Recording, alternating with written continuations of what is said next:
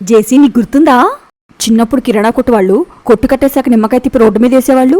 అవును, యాత్కుంది. ఇంకా చూస్తూ నాకు ఎంత భయం వేసేదో.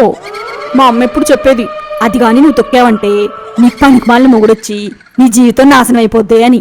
ఇంకా భయానికి నేను దాని దూరం నుంచి తొక్కకుండా వెళ్ళిపోయేదాన్ని.